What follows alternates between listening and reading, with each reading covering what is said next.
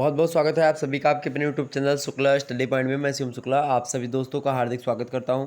B part 3 का examination हुआ 2022 का पेपर है आपका डॉक्टर राम मनोहर लोहिया अवध विश्वविद्यालय का।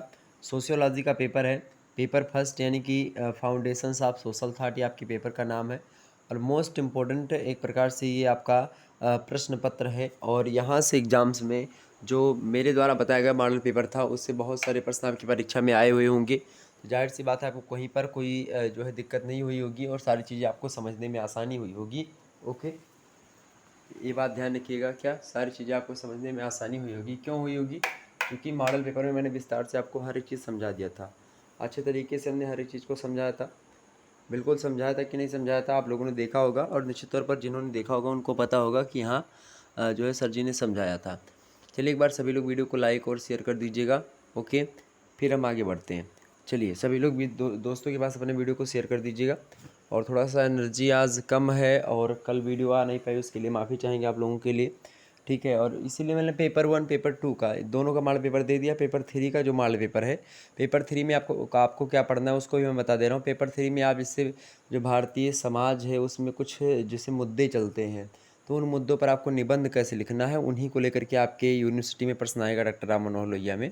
तो आप लोग परेशान मत हो, जैसे कि आपसे निर्धनता को लेकर के प्रश्न आ सकता है, या भ्रष्टाचार को लेकर के, आतंकवाद को लेकर के, या एक प्रकार से बोलें तो और भी तमाम सारे मुद्दे हैं उनको लेकर के आपसे प्रश्न पूछा सकता है। जैसे कि जाति प्रथा को लेकर के पूछ लिया गया है, मतलब या जातिगत जो विपन्नता है यानी विषमता है, या फिर अल्पसंख्यकों को लेकर के इस समय भारतीय समस्याएं चल रही हैं। आप देख रहे होंगे लगातार अल्पसंख्यक वर्ग में आप देखेंगे, मुस्लिम और हिंदू में आप देखेंगे लगातार जो है बड़े ही संघर्ष इस समय देखने को खास करके मिल रहे हैं। बहुत सारे राजनीतिक संगठन जो हैं इसमें अपनी रोटियां सेक रहे हैं। तो ये तमाम सारी चीज़ें हैं, तो इनके कारण से आपको तमाम कुछ ज्वलंत मुद्दे मिलेंगे, तो ये ज़रूर एक आध मुद्दा मिल जाएगा आपको लिखने के लिए। तो इन्हीं सब मुद्दों पर यानी समाज में जो कुछ मुद्दे हैं, यानी कि जैसे कि अब मुद्दों के बारे में आप लोगों ने बीए सेकंड ईयर में पेपर 1 में पढ़ा होगा, तो वही सारे मुद्दे जैसे कि अंतर पीढ़ी संघर्ष, अंतर पीढ़ी संघर्ष, गरीबी, महिला सशक्तिकरण, ये सब चीज़ें यही सबसे प्रश्न आते हैं। ओके, तो आप पेपर 3 वाला देख लीजिएगा, अपना पेपर 2 का मॉडल पेपर भी आप सेंड कर दीजिएगा। हालांकि आप लोग सेंड कर दोगे, मुझे कोई दिक्कत नहीं होगी उसमें। चलिए देखिए भाई, टाइम आपको 3 आवर्स का दिया गया था। मैक्सिमम मार्क्स आपके कितने थे? 100 यानी कि 100 नंबर का आपका पूर्णांक था। नोट आपसे कह रहा है कि this question paper is divided into 3 section, section A, section B and section C. देखिए ये सब लिखना एक प्रकार से विस्तार समझाने के लिए लिखा गया है। अटेम्प्ट, ये आपकी पहली बार जो है इस प्रकार से पेपर छपा हुआ आपका, मतलब ये पहली बार नहीं, इंस्ट्रक्शन जो दिया गया ये कुछ विशेष प्रकार से आपको दिया जा रहा है। इसमें इसमें लिखा गया कि अटेम्प्ट वेरी जो है part of question number 1 of section A in about 50 words. और इसके अलावा आपसे कह रहा है कि containing 2 maximum marks every question of section be in about 200 words containing 10 maximum marks and any 2 question of section see each in about 500 words. और इसको आपको 15 जो है अंक मिलेंगे आपको अधिकतम इस प्रश्न के लिए। देखिए ये प्रश्न पत्र 3 खंड में बटा होगा। खंड आ बात सा, ठीक है। खंड आ के प्रश्न संख्या 1 से अधिकतम जो है 2 अंक मिलेंगे, और प्रत्येक भाग का उत्तर आपको 50 शब्दों में लिखना पड़ेगा। खंड बा की जो प्रश्न होगी उनके लिए आपको अधिकतम 10 अंकों तक जो है मिल सकते हैं, और इस प्रत्येक प्रश्न के उत्तर को आपको 200 शब्दों में लिखना होगा। वहीं खंड सा के जो प्रश्नों की बात की है तो इसके लिए आपको अधिकतम अंक जो है 15 नंबर निश्चित किए गए हैं, और 2 प्रश्नों के उत्तर करने हैं। आइए देखते हैं, वही फंडा वही है, बस लिख दिया गया थोड़ा सा अलग तरीके से। देखिए सेक्शन यानी खंड बा की मैं बात कर रहा हूँ, सॉरी खंड आ की। तो यहाँ पर आपको 10 क्वेश्चन करने पड़ेंगे। 10 में से आप देखेंगे एक एक प्रश्न का 50-50 शब्दों में अगर आप अच्छे तरीके से उत्तर लिखेंगे तो आपको 2-2 नंबर मिलेंगे। आइए देखते हैं भाई, पहला प्रश्न है कि what is meant by positivism. अब अप्रत्यक्षवाद के बारे में मैंने खूब अच्छे तरीके से आपको समझाया था, प्रत्यक्षवाद समझाया था, बताया था आपका। आ गया प्रश्न, अगला प्रश्न आप देखिएगा। अगला प्रश्न है what is the importance of social thought, सामाजिक विचारधारा का क्या महत्व है, इसके बारे में भी मैंने बताया था, ये भी आपका प्रश्न आ गया। वही अगला प्रश्न देखिएगा, which do you mean by class struggle, वर्ग संघर्ष से आप क्या समझते हैं, इसके बारे में मैंने बताया था। वर्ग संघर्ष के बारे में विस्तार से मैंने समझाया था, इसकी थ्योरी बताई थी। अगला प्रश्न है व्हाट इज फ्रेंच रेवोल्यूशन, यानी कि फ्रांस की क्रांति क्या है, इसके बारे में। और इंग्लैंड की जो औद्योगिक क्रांति, इसके बारे में भी मैंने समझाया था आपको कि ये प्रश्न आने आने तय एकदम से। वही और चैप्टर 1 में भी मैंने बताया था बोर्ड पर जब पढ़ाया था इस क्रांति के बारे में कि ये क्रांति पढ़ लीजिएगा, आ जाएगा। अगला प्रश्न है what do you understand by evolution, यानी विकास से आप क्या समझते हैं। तो विकास प्रगति इनके बारे में मैंने आपको समझाया है। वहीं अगला प्रश्न देखिएगा जो है elucidate the concept of social जो है सॉलिडरिटी यानी कि सामाजिक एकता की अवधारणा को स्पष्ट कीजिए, इसके बारे में मैंने बताया था, ये भी प्रश्न आ गया। वहीं अगला प्रश्न आप देखिएगा कि what do you understand by वर्ण व्यवस्था यानी कि जो वर्ण व्यवस्था है उससे आप क्या समझते हैं। वर्ण व्यवस्था के बारे में मैंने श्लोक भी आपको बताया होगा कि ब्राह्मणोऽस्य मुखामासीत् बाहुराजन्यकृता उरु तदस्य वैश्य आपादाभ्याम शूद्रो आ जाता। इस आधार पर जो है बटे हुए थे, ब्राह्मण क्षत्रिय वैश्य और शूद्र अलग अलग कैटेगरी में सब डिवाइड थे। ओके, आगे देखते हैं।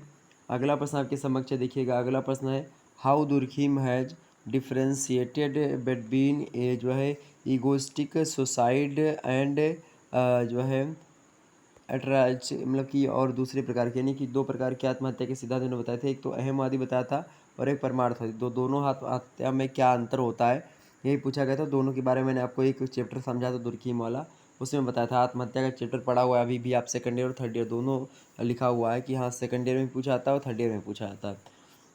अगला प्रश्न है what do you understand by the जो है रिवोल्यूशन यानी कि क्रांति से आप क्या समझते हैं, इसके बारे में मैंने बताया था। क्रांति, विकास, प्रगति, ये सब क्या होते हैं। वहीं 10वां प्रश्न आपके समक्ष है which thinker has given the theory of mechanical organic solidarity यानी यांत्रिक एकता और स्वाभाविक एकता की अवधारणा किस विद्वान ने दी है।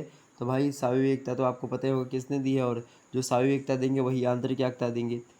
तो सॉरी यांत्रिक या एकता के बारे में तो वैसे शायद ये मैंने आपको नहीं पढ़ाया होगा ना बताया है अभी, तो इसको आप देख लीजिएगा, अगर गूगल करेंगे आपको मिल जाएगा। भाई स्वाभाविक एकता के बारे में मैंने आपको बताया था कि ये जो है किसने किया है, ये हर्बर्ट स्पेंसर आपके हैं। ओके, आगे देखते हैं खंड बा यानी सेक्शन बी के बारे में बात करते हैं। देखिए डिस्क्राइब द मेन जो है course sources of sociological thought in India, Bharat में समाजशास्त्रीय चिंतन के प्रमुख स्रोत बताइए, इसके बारे में मैंने विस्तार से आपको बताया था। अगर ये प्रश्न आपको नहीं पता तो ऊपर वाला तो इसके स्थान पर अथवा करके दूसरा प्रश्न दिया जाएगा, ये कर दीजिएगा। और ये बात ध्यान रखिए कि दोनों में से केवल एक ही करना था, ये बात ध्यान रखेंगे। Okay, discuss the role of French revolution in development of sociology यानी कि समाजशास्त्र के विकास में फ्रांस की क्रांति की भूमिका बताइए। मोस्ट इंपॉर्टेंट प्रश्न है, बार बार मैंने इस प्रश्न को बताया था कि पढ़ लीजिएगा। अगला प्रश्न देखिएगा आपके समक्ष है कि डिस्क्राइब स्पेंसर सोशल जो है डार्विज्म यानी कि स्पेंसर का जो सामाजिक डार्विनवाद है उसके बारे में बताइए, उल्लेख कीजिए। तो ये भी मैंने आपको विस्तार से समझा था और आ गया देखिए। वहीं अगला प्रश्न आपसे कह रहा आर करके प्रश्न दिया गया है कि explain the main characteristics of Comte's positivism यानी कि जो अगस्त काम्ट का जो प्रत्यक्षवाद है उसकी मुख्य 4 विशेषता बताइए, इसके बारे में मैंने आपको बताया था। वहीं अगला प्रश्न आपके समक्ष define authority and describe the types of authority यानी सत्ता को परिभाषित कीजिए तथा उसके प्रकारों की विवेचना कीजिए, इसके बारे में मैंने बताया था और प्रश्न आ गया। वहीं अगला प्रश्न और करके आपको दिया इसी का, देखिए ये प्रश्न दिया गया था कि discuss Karl Marx theory of historical materialism यानी कि कार्ल मार्क्स के ऐतिहासिक भौतिकवाद के सिद्धांत की व्याख्या कीजिए, इसके बारे में भी मैंने आपको बताया था। विवेचना करने को लेकर के प्रश्न पूछा गया था। वहीं अगला प्रश्न है थ्रो लाइट ऑन मनुज आश्रम सिस्टम यानी मनु की जो आश्रम व्यवस्था है इस पर प्रकाश डालिए। और आश्रम व्यवस्था जो है उसके बारे में मैंने बताया था और मनु के अकॉर्डिंग ही मैंने बताया था, क्योंकि मनु ने बड़े अच्छे तरीके से आश्रम व्यवस्था को डिफाइन किया है, तो इसके बारे में मैंने आपको बताया था। तो ये आपका हो जाता, कोई दिक्कत नहीं होती इसमें। वहीं अगला प्रश्न और करके आपको दिया गया था कि discuss social thoughts of doctor B R Ambedkar यानी आपसे कह रहा है कि डॉक्टर भीमराव अम्बेडकर के सामाजिक विचार की व्याख्या कीजिए। इस प्रश्न को भी मैंने मॉडल पेपर में रखा था और कहा था कि आएगा। वहीं अगला प्रश्न आप देखिएगा, अगला प्रश्न देखिएगा, ये दीर्घ उत्तरीय टाइप के प्रश्न है क्या, नहीं अति लघु उत्तरीय के ही हैं। हाँ चलिए लघु उत्तरीय के हैं। छठवां प्रश्न देखिएगा, छठवां प्रश्न है कि डिस्कस गांधीयन व्यूज़ ऑफ सत्य एंड अहिंसा यानी सत्य और अहिंसा पर गांधी जी के विचारों की विवेचना मैंने विस्तार से बताई थी, आप लोगों को पता ही होगा, ये मैंने बता दिया था आपको, ये भी पढ़ाया था।